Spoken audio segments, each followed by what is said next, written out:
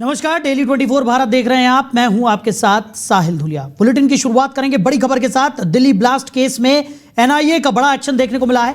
बिहार और हरियाणा में 22 ठिकानों पर एनआईए ने छापेमारी की है। तो आपको बता दें कि हथियारों की तस्करी का पूरा मामला है और हथियारों की तस्करी का खुलासा भी यहां पर किया गया है। बड़ी खबर आपको बता रहे हैं। तो दिल्ली ब्लास्ट केस में एनआईए का बड़ा एक्शन देखने को मिल रहा है। राष्ट्रीय जांच एजेंसी ने दिल्ली ब्लास्ट केस से जुड़े एक बड़े आतंकी साजिश के खुलासे में दिल्ली, बिहार और हरियाणा के 22 ठिकानों पर एक साथ छापेमारी की है। यह कार्रवाई उत्तर प्रदेश से बिहार के अलग अलग हिस्सों में गैर कानूनी हथियारों की तस्करी से जुड़ी हुई है और एनआईए को उत्तर प्रदेश से बिहार के अलग अलग हिस्सों में हथियारों की गैर कानूनी तस्करी से जुड़े एक मामले की जांच के तहत कई राज्यों में तलाशी अभियान एनआईए ने चलाया। अधिकारियों ने बताया कि हरियाणा, बिहार और हरियाणा में 22 जगहों पर तलाशी ली जा रही है। उन्होंने कहा कि तलाशी उत्तर प्रदेश से बिहार के अलग अलग हिस्सों में गैर कानूनी हथियारों की तस्करी की जांच का एक अहम हिस्सा है। बड़ी खबर आपको बता रहे हैं। तो दिल्ली ब्लास्ट मामले से जुड़ा हुआ ये एक और मामला, हथियारों की तस्करी से जुड़ा हुआ ये मामला, एनआईए बड़ी कार्रवाई करती हुई नजर आ रही है। बिहार और हरियाणा में 22 ठिकानों पर एक साथ एनआईए की टीम ने छापेमारी की है। बताया जा रहा है कि हथियारों की तस्करी से जुड़ा हुआ यह पूरा मामला है और इसके तार दिल्ली ब्लास्ट से भी जुड़े हुए हैं। तो एनआईए की टीम ने यह बड़ी छापेमार कार्रवाई की है। बिहार, हरियाणा में 22 ठिकानों पर एनआईए ने छापेमार कार्रवाई की है। तो बिहार और हरियाणा में 22 ठिकानों पर एनआईए की छापेमार कार्रवाई देखने को मिली है। हथियारों की तस्करी का खुलासा एनआईए की तरफ से किया गया है और बताया जा रहा है कि इस पूरे छापेमार कार्रवाई के पीछे दिल्ली ब्लास्ट से जुड़ा हुआ मामला भी शामिल है।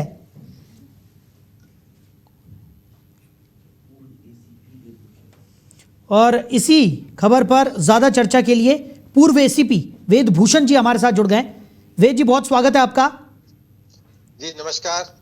वेद जी, एनआईए ने बड़ी छापेमार कार्रवाई यहां पर की है। बताया जा रहा है कि हरियाणा से लेकर बिहार तक 22 ठिकानों पर एनआईए ने एक साथ छापेमार कार्रवाई की है और दिल्ली में जो ब्लास्ट हुए थे उसके भी तार हथियारों की तस्करी से जुड़े हुए बताए जा रहे हैं। एक बड़ी कार्रवाई कैसे देख रहे हैं? देखिए, अल-फलाह यूनिवर्सिटी में जिस तरह से तमाम इन्वेस्टिगेशन जैसे जैसे पहुंच रही है, बहुत सारी चीजों के खुलासे हो रहे हैं, क्योंकि ये कई साल से तैयारियां की जा रही थी कि किस तरह से इसको बढ़ाया जाए और किस तरह से बहुत हिंदुस्तान को दहलाया जाए। इसमें बिहार का एक बहुत बड़ा, पहले भी बिहार से इस तरह की सूचनाएं आती रही थी कि बिहार में बहुत सारे, इवन कोई रिटायर्ड पुलिस अधिकारी थे, वो भी इस तरह के मुस्लिम थे, इस तरह की चीजों में लगे हुए थे।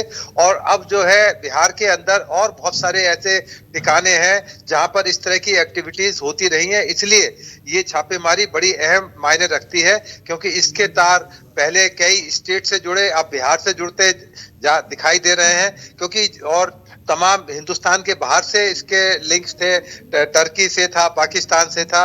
अब इंटरनल जो एनआईए है वो तमाम जो खंगाल रही है उन चीजों को, जैसे जैसे कॉल डिटेल्स खंगाले जा रहे हैं, सीसीटीवी फुटेज खंगाली जा रही है, इनके पैसे का जो एंगल है वो खंगाला जा रहा है। तो उसमें चीजें खुलकर आ रही है कि कैसे कैसे ये चीजें कनेक्टेड हैं, कैसे आपस में लिंक थी, कहाँ कहाँ पर ब्लास्ट करने थे, ड्रोन कहाँ तैयार होना था, किस तरह से सारी चीजों को अंजाम देना था, कहाँ कहाँ से मैन पावर जुटानी थी। जिस तरह डॉक्टर शाहीन है, उसका काम था लड़कियों को, मुस्लिम लड़कियों को बहकाना, फुसलाना और अपनी गैंग के अंदर शामिल करना। तो ये उसी क्रम का एक हिस्सा है और अभी और ज्यादा रेड होने की संभावना है, क्योंकि पुतिन भी आए हुए हैं और इंटरनेशनल फ्रेम पर जो है, जो दुनिया का जो फ्रेम है वो चेंज हो रहा है, बदलाव आ रहा है। उस दिशा के अंदर एनआईए की जो रेड्स हैं बड़े मायने रखती हैं। आने वाले समय में और बड़े खुलासे होंगे और बड़ी जानकारियां निकलकर जल्दी सामने आएंगी और जो बड़ा, जो इसका कैनवस के ऊपर जो इसका रूप है वो पब्लिक को, जनता को दिखाई देगा कि किस तरह से अल-फलाह यूनिवर्सिटी एक तरह से उग्रवाद का एक बहुत बड़ा अड्डा थी। तो उसका तमाम खुलासा एनआईए धीरे धीरे कर रही है। इसी क्रम के अंदर इसको देखा जाए। बिल्कुल, और वेदभूषण जी बिल्कुल सही कहा आपने, क्योंकि एनआईए जिस तरीके की कार्रवाई कर रहा है, कहीं ना कहीं जो पिछले कुछ सालों से हमने देखा है कि अंदरूनी रूप से देश को खोखला करने की जो साजिश है अलग अलग जगहों पर, जिस तरीके से चाहे वो कई पाकिस्तानी संगठनों से जुड़े हुए लोग हों जो भारत की जो खुफिया जानकारी है वो भी बाहर तक पहुंचा रहे थे, और जिस तरीके की चीज़ें यहाँ पर निकलकर सामने आई हैं, दिल्ली को दहलाने की कोशिश जिस तरीके से की गई, या फिर देश के बड़े बड़े राज्यों को निशाना बनाने की कोशिश जिस तरीके से करने की जो कवायद है इन आतंकवादियों की, वो यहाँ पर देखने को मिल रही है। तो एनआईए जिस तरीके से तत्परता के साथ जुटी हुई है, माना जा सकता है कि कहीं ना कहीं आने वाले समय में इन आतंकवादियों के जितने भी नापाक मंसूबे हैं उनको नेस्तनाबूद करने में एनआईए सफल जरूर होगी। हाँ बिल्कुल, ये हमारी प्रीमियर इन्वेस्टिगेटिंग एजेंसी है और इसको इसलिए फ्रेम बनाया गया था इस संस्था को कि जब मुंबई के अंदर ब्लास्ट हुए थे, तमाम चीजें किस तरह कंट्रोल की जाए, किस तरह से नेशन वाइज या बल्कि विदेशों के अंदर इसकी इन्वेस्टिगेशन की जा सके, इसलिए एनआईए एक्ट पार्लियामेंट के अंदर पास किया गया था। उसी के तहत ये एजेंसी बनाई गई है जो पूरे हिंदुस्तान के अंदर एक तरह से छापेमारी कर सकती है, रेड्स कर सकती है, इन्वेस्टिगेशंस कर सकती है। सीबीआई से इसको बिल्कुल अलग रखा गया है, लोकल पुलिस से अलग रखा गया है। इसमें जो इन्वेस्टिगेशन के जो लेटेस्ट तरीके हैं, इन्वेस्टिगेशन के तरीके हैं, आर्टिफिशियल इंटेलिजेंस को लेकर तमाम तरह की जो सुविधाएं हैं मुहैया कराई जाती हैं। इसलिए अभी और ज्यादा चीजें प्रकाश के अंदर आएंगी, क्योंकि इन्वेस्टिगेशन अभी बहुत ही प्रिलिमिनरी स्टेज में, शुरुआती स्टेज में है। जैसे जैसे इन्वेस्टिगेशन बढ़ेगी और ज्यादा गिरफ्तारियां होंगी, और ज्यादा रेड्स होंगे, और ज्यादा जानकारियां एनआईए साझा करेगी, और जब चार्जशीट आएगी तो अदालत को बताया जाएगा कि किस तरह से ये लोग देश को दहलाने के लिए तैयारी कर रहे थे। जी चलिए, वेदभूषण जी हमारे साथ जुड़ने के लिए, इन तमाम चर्चाओं के लिए आपका बहुत शुक्रिया। तो एनआईए की बड़ी छापेमार कार्रवाई यहाँ पर देखने को मिली है। हथियारों की तस्करी का खुलासा यहाँ पर हुआ है। दिल्ली से लेकर हरियाणा और फिर उसके बाद बिहार के 22 ठिकानों पर एनआईए ने छापेमार कार्रवाई की है, और एक के बाद एक कड़ा एक्शन एनआईए लेती हुई नजर आ रही है। चलिए आगे बढ़ते हैं, रुक करते हैं अगली बड़ी खबर का। फिर दिल्ली एनसीआर की हवा बिगड़ गई है। कई इलाकों में AQI 300 के पार पहुंच गया है। लोगों की सेहत पर सीधा असर पड़ता हुआ नजर आ रहा है। तो दिल्ली की आबो हवा एक बार फिर से जहरीली होती हुई नजर आ रही है। दिल्ली एनसीआर क्षेत्र एक बार फिर जहरीली हवा की गंभीर गिरफ्त में है, जिसका सीधा और गंभीर असर लोगों की सेहत पर पड़ रहा है। आज भी दिल्ली की वायु गुणवत्ता लगातार बहुत खराब की श्रेणी में दर्ज की गई। राष्ट्रीय राजधानी दिल्ली, नोएडा और गाजियाबाद के कई इलाकों में वायु गुणवत्ता सूचकांक लगातार 300 से अधिक बना हुआ है, जो श्वसन संबंधी बीमारियों के लिए खतरनाक है। तो विशेषज्ञों के अनुसार हवा धीमी होते ही PM 2.5 और PM 10 के कण फिर से तेजी से जमा होने लगते हैं। नोएडा के सेक्टर 125, सेक्टर 1 और सेक्टर 116 में प्रदूषण स्तर 307 से 340 के बीच दर्ज हुआ, जबकि सेक्टर 62 IMD स्टेशन पर AQI 262 रहा।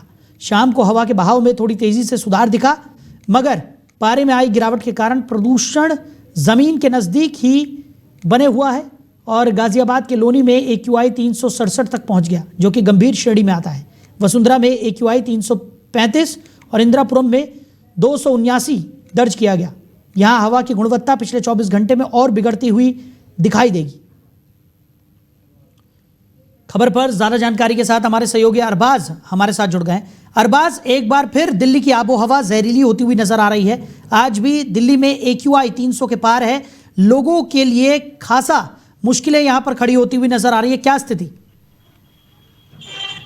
बिल्कुल, देखिए जिस तरीके से लगातार जो प्रदूषण है वो लगातार कम होने की बजाय बढ़ता जा रहा है, तो कहीं ना कहीं माना जा सकता है कि आने वाला वक्त है वो और भी ज्यादा गंभीर हो सकता है। क्योंकि बात की जाए अपने पड़ोस के राज्यों की, तो वहाँ पे पराली जल रही है, वहाँ का जो धुंध है वो अपने राज्य में आ रही है। कहीं ना कहीं जिस तरीके से नोएडा में, नोएडा की बात करूँ, ग्रेटर नोएडा की बात करूँ, तो कहीं पर चीजें बन रही है जहाँ पर खुदाई हो रही है, तो उनका जो प्रदूषण है, जो उनकी धूल है, उससे भी जो हवा में जो कण प्रदूषण के बन रहे हैं और हमारे अंदर जा रहे हैं, तो कहीं ना कहीं उससे भी लोगों को बहुत ज्यादा परेशानी का सामना करना पड़ रहा है। जी बिल्कुल, और अरबाज, जैसे ही लगने लगता है कि वायु गुणवत्ता जो है वो थोड़ी बेहतर होती हुई यहाँ पर नजर आ रही है, अगले ही दिन एक बार फिर से AQI का लेवल इतना ज्यादा पहुंच जा रहा है। क्या सबसे बड़े कारण माने जा रहे हैं, और किस तरीके के व्यापक कदम प्रशासन की तरफ से उठाए जा रहे हैं लोगों को राहत देने के लिए? बिल्कुल, देखिए बैठक हुई है, नोएडा प्राधिकरण की भी बैठक हुई है, प्रदूषण विभाग की भी बैठक चल रही है, तो कहीं न कहीं ग्रैप वन लगाने की कोशिश की जा रही है। जो ट्रैफिक आपके यहाँ की बात करें एनसीआर की, तो 1 करोड़ 2 लाख जो वाहन यहाँ पर चल रहे हैं, जो प्रदूषण फैलाते हैं, जो उन पर भी कार्रवाई की जा रही है, उन पे चालान काटे जा रहे हैं, उन पर जुर्माना लगाया जा रहा है। जो निर्माणाधीन बिल्डिंगें बन रही हैं, वो अभी भी खुले में बन रही हैं। उनको बोला जा रहा है, कहा जा रहा है, बार-बार समझाया जा रहा है कि आप इनको मट्टी जो पड़ी है, जो रेत है, जो डस्ट है, इन पर पानी लगातार डालते रहे, जो ये हवा में न उड़े और इनके कण हवा में ना फैले। मैं आपको बता दूं कि रोजमर्रा की जिंदगी में जो नोएडा वासी है, उनका साफ तौर पर कहना है कि जो दुकानदार है, उनका कहना है कि हम लोग सुबह को दुकान खोलते हैं, लेकिन सुबह को कोई भी सामान लेने नहीं आता है। वहीं टीचरों की बात करें तो टीचरों का भी साफ तौर पर कहना है कि बच्चों को लगातार परिवार वाले भी अब घर पर ही रोक रहे हैं, स्कूल आने से मना कर रहे हैं, और अगर आ भी जाते हैं तो हम बच्चों को क्लास वगैरह में रखते हैं, जो उनका लंच टाइम होता है उसमें भी हम बाहर खेलने नहीं देते हैं। तो माना जा सकता है कि प्रदूषण सिर्फ स्वास्थ्य पे ही नहीं, बल्कि रोजमर्रा की जिंदगी जो हमारे हालात है, उन पर भी असर कर रहा है। जी बिल्कुल अरबाज, और बिल्कुल सही जिक्र किया आपने, क्योंकि सबसे ज़्यादा असर बच्चों और बुजुर्गों पर ही इस प्रदूषण का पड़ता हुआ नजर आ रहा है। आंखों में जलन की शिकायतें यहाँ पर लोग करते हुए नजर आ रहे हैं, सांस लेने में तकलीफों का सामना उन्हें करना पड़ रहा है, और कई स्वास्थ्य संबंधी बीमारियां भी यहाँ पर घर करती हुई नजर आ रही हैं। अस्पतालों में भी मरीजों की संख्या बढ़ती हुई दिखाई पड़ रही है, लेकिन स्थिति जस की तस बनी हुई है और लोगों को खासा परेशानियों का सामना करना पड़ रहा है अब भी।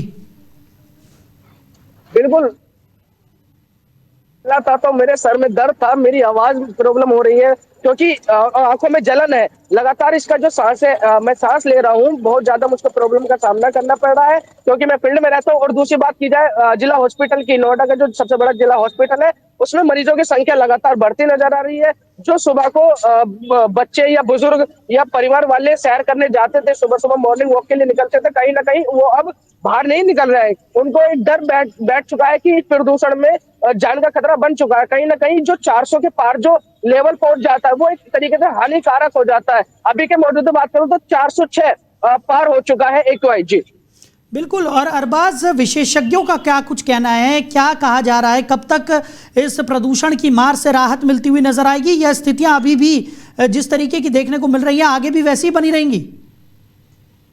देखिए, विशेषज्ञों की बात करूं तो उनका साफ तौर पर कहना है कि जो पश्चिमी उत्तर से हवा जो चलती है, वो नहीं चल पा रही है, जिस वजह से जो हवा में जो प्रदूषण के जो कण है, वो उसमें फैल रहे हैं और हमें सांस के जरिए हमारे अंदर जा रहे हैं। तो कहीं ना कहीं उनको एक अंदाजा लगा सकते हैं। वो कहा जा रहा है कि बारिश हो जाए तो कहीं ना कहीं इसमें सुधार हो जाए। लेकिन नोएडा प्राधिकरण भी साफ तौर पर कहता नजर आ रहा है कि 59 से हमने 60 गाड़ियां कर दी हैं, पानी के टैंकर चलवा रहे हैं, हम स्मोक गन का इस्तेमाल कर रहे हैं, हम ऑटोमेटिक बारिश कर रहे हैं, लेकिन जो क्या तो जैसा हालात पहले थे उसी तरह से बने हुए हैं। जी बिल्कुल अरबाज, तमाम व्यापक कदम उठाने की बात यहाँ पर की जा रही है, तमाम तरीके के दावे किए जा रहे हैं, लेकिन इस वक्त वो सभी दावे पूरी तरह से फेल साबित होते हुए दिखाई दे रहे हैं, क्योंकि स्थितियां जस की तस बनी हुई हैं। जैसा कि आप भी जिक्र कर रहे हैं, हम लगातार देख भी रहे हैं तस्वीरें जो निकलकर सामने आ रही है। एक मोटी धुंध की परत पूरी दिल्ली NCR में देखने को मिल रही है, और वो और कुछ नहीं, सिर्फ और सिर्फ प्रदूषण है। लोगों को खासा परेशानियों का सामना करना पड़ रहा है। प्रशासन की तरफ से लगातार हमने देखा कि मीटिंग्स का दौर भी यहाँ पर चल रहा है। ग्रैप लगाने की जो मुहिम है वो भी तेज़ी के साथ आगे बढ़ती हुई नजर आ रही है, लेकिन कोई बड़ा फैसला यहाँ पर अब तक देखने को नहीं मिला है। नोएडा प्राधिकरण की बात करें, गाजियाबाद प्राधिकरण की बात करें, तो वहाँ पर भी अभी तक स्थितियाँ काफ़ी गंभीर बनी हुई हैं। बिल्कुल, देखिए कितने ही दावे कर ले, कितने ही वादे कर ले कि हमने ये किया है, हमने किया है, लेकिन एक वक्त में इनके सारे वादे फेल नजर आते हैं। आपको बता दूं, बॉलीवुड एक्ट्रेस है कृति सेनन, कल उन्होंने एक बयान किया है और बोला है कि मैं दिल्ली की रहने वाली हूं, लेकिन मुझे बड़ी शर्म महसूस हो रही है कि मैं दिल्ली की रहने वाली हूं। इतनी प्रदूषण है कि मुझे बड़ी शर्म आती है, और ऐसा अगर हालात नहीं सुधारेंगे तो ऐसा होगा कि हमारे पास कोई खड़ा होगा तो हम उसका चेहरा भी नहीं देख पाएंगे, इतना प्रदूषण है। तो कहीं ना कहीं माना जा सकता है जिन बॉलीवुड एक्ट्रेस इसमें घुस चुके हैं, और शासन प्रशासन कितने दावे कर ले या नोएडा प्राधिकरण कितने दावे कर ले, सब फेल नजर आते हैं। क्योंकि अगर कुछ होना होता तो प्रदूषण का लेवल है वो लगातार बढ़ता जा रहा है, कम होने की बजाय लगातार बढ़ रहा है। जी चलिए अरबाज, हमारे साथ जुड़ने के लिए, इन तमाम जानकारियों के लिए आपका बहुत शुक्रिया। तो लोगों की सेहत पर इस प्रदूषण का सीधा असर पड़ता हुआ दिखाई दे रहा है। फिर से दिल्ली NCR की आबोहवा जहरीली होती हुई दिखाई दे रही है। आज कई जगहों पर AQI 300 के पार दर्ज किया गया, जो कि काफ़ी गंभीर की श्रेणी में यहाँ पर आता है। लोगों को सांस संबंधी परेशानियों का सामना करना पड़ रहा है, सांस लेने में दिक्कतें हो रही है, आंखों में जलन की शिकायत लोग करते हुए नजर आ रहे हैं। सबसे ज़्यादा असर बुजुर्गों और बच्चों पर पड़ता हुआ इस प्रदूषण का दिखाई पड़ रहा है। विशेषज्ञों का मानना है कि अभी फिलहाल स्थितियां काफ़ी गंभीर हैं। लोग अपने घरों से बाहर ना निकलें और कोशिश करें कि बेहद ज़रूरी हो तभी घरों से बाहर निकले, अन्यथा अपने घरों में ही सुरक्षित रहें। चलिए आगे बढ़ते हैं। महेंद्र प्रताप यूनिवर्सिटी ने ग्रेजुएट और पोस्ट ग्रेजुएट परीक्षाओं को लेकर बड़ी तैयारी की है, जिसके तहत कुल 204 परीक्षा केंद्रों पर परीक्षाओं का आयोजन कराया जाएगा, जिनमें से 85 केंद्र सिर्फ अलीगढ़ जिले में बनाए गए हैं। विश्वविद्यालय प्रशासन का कहना है कि परीक्षाओं को पूरी तरह नकल विहीन बनाने के लिए हर संभव प्रयास किया जा रहा है और परीक्षा के दौरान केंद्रों पर अचानक निरीक्षण भी किया जाएगा। परीक्षा नियंत्रक ने स्पष्ट किया कि अगर किसी भी परीक्षा केंद्र पर अनियमितता पाई जाती है तो विश्वविद्यालय तत्काल जांच कर ऐसे केंद्रों की परीक्षा निरस्त करेगा और भविष्य में ऐसे किसी भी केंद्र को परीक्षा केंद्र की सूची में शामिल नहीं किया जाएगा, जिससे पारदर्शिता और निष्पक्ष परीक्षा प्रणाली को पूर्ण रूप से लागू किया जा सके। अलीगढ़ हमारे क्योंकि अलीगढ़ जनपद में 85 सेंटर हैं टोटल मिला करके, क्योंकि विषम सेमेस्टर की परीक्षाएं हमारी कल से 4 दिसंबर से प्रारंभ है और टोटल हमने अलीगढ़, हाथरस और कासगंज, एटा मिला करके हमारे 204 सेंटर बने हुए हैं और इसमें पूर्ण रूप से पूरी पारदर्शिता अपनाई गई है। सर्वप्रथम हमने जो केंद्र बनाने के नियम में जो शासन आदेश है उनका पालन किया गया। शासन आदेश के पालन के अगर पारदर्शी चीज कर सकते थे वो की। माननीय कुलपति महोदय द्वारा जो 4 जनपद हैं उनके सीनियर प्रोफेसर्स, एडिट कॉलेज के सीनियर प्रोफेसर्स और परीक्षा नियंत्रक की उसमें एक कमेटी बनाई गई समन्वय के रूप में। उस कमेटी ने निर्णय लिया कि जो भी हमारे मानक थे परीक्षा समिति से 250 का ऐसे महाविद्यालय जिसमें छात्र छात्राओं की संख्या 250 है और महिलाओं की संख्या महिला कॉलेज में 100 है, उसके ऊपर के जितने भी कॉलेज सारे वो मानक मानते हो सबको सेंटर बनाया जाए। अलीगढ़ हमारे क्योंकि अलीगढ़ जनपद में 85 सेंटर हैं टोटल मिला करके, क्योंकि विषम सेमेस्टर की परीक्षाएं हमारी कल।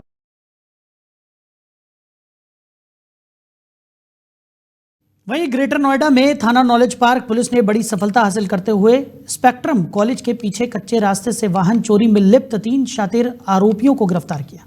आरोपियों के कब्जे से चोरी की 6 मोटरसाइकिलें, फर्जी नंबर प्लेट और 1 अवैध चाकू भी बरामद हुआ। सभी आरोपियों पर पहले से कई मुकदमे दर्ज हैं और ये पूरा गैंग नॉलेज पार्क क्षेत्र में सक्रिय होकर लगातार वाहन चोरी की वारदातों को अंजाम दे रहा था, जिसे पुलिस की त्वरित कार्रवाई ने बेनकाब कर दिया और एक बड़े वाहन चोरी गिरोह का पर्दाफाश हो सका। उधर मुजफ्फरनगर में सामाजिक बदलाव की एक नई मिसाल देखने को मिल रही है। दहेज जैसी कुप्रथा के खिलाफ युवा पीढ़ी खुलकर सामने आ रही है और लगातार कई युवक विवाह के समय मिलने वाले लाखों रुपए के दहेज को ठुकराकर समाज में सकारात्मक संदेश दे रहे हैं। इसी परिवर्तन को देखते हुए बलियान खाप के चौधरी नरेश टिकैत ने घोषणा की है कि दहेज न लेने वाले और मात्र 1 रुपए में शादी करना ही परंपरा स्थापित करने वाले युवाओं को पंचायत में सर्वप्रथम सम्मानित किया जाएगा। साथ ही उन्होंने ये भी बताया कि कुछ युवाओं ने 31 लाख रुपए तक का दहेज लौटाकर आदर्श प्रस्तुत किया है और ये जागरूकता अभियान न केवल दहेज प्रथा को कमजोर करने में मदद करेगा बल्कि नशाखोरी पर भी अंकुश लगाएगा। पंचायत अब ऐसे सभी युवाओं की सूची तैयार कर रही है जिनका सम्मान समारोह जल्द आयोजित किया जाएगा ताकि समाज और आने वाली पीढ़ी को प्रेरित कर एक स्वस्थ, सशक्त और प्रगतिशील दिशा की ओर बढ़ाया जा सके।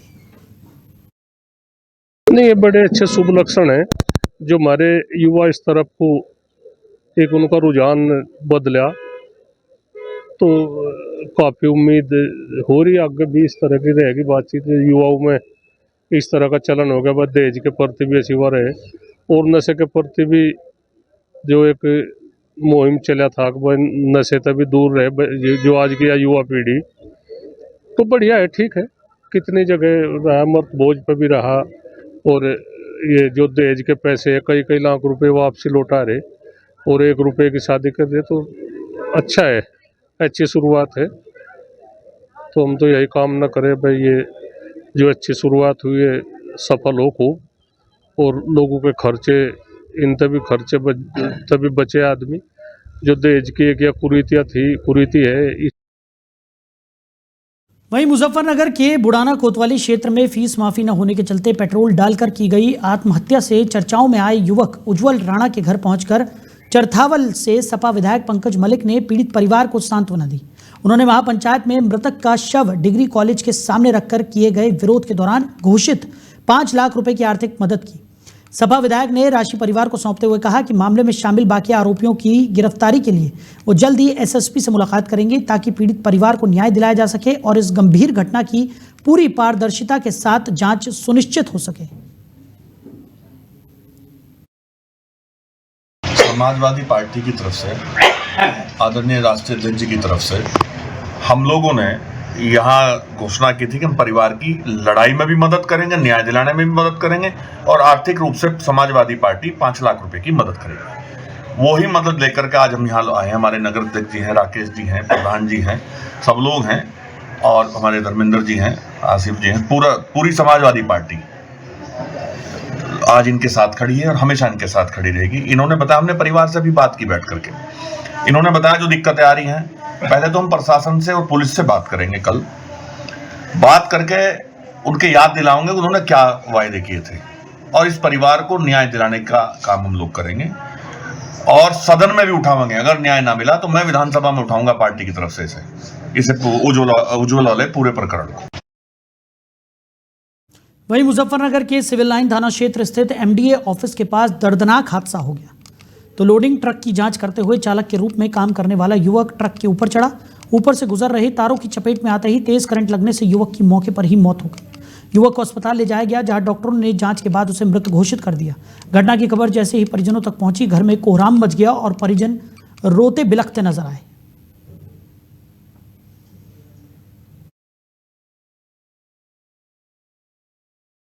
तो फिलहाल इस बुलेटिन में मेरे साथ इतना ही। आप बने रहिए। नमस्कार।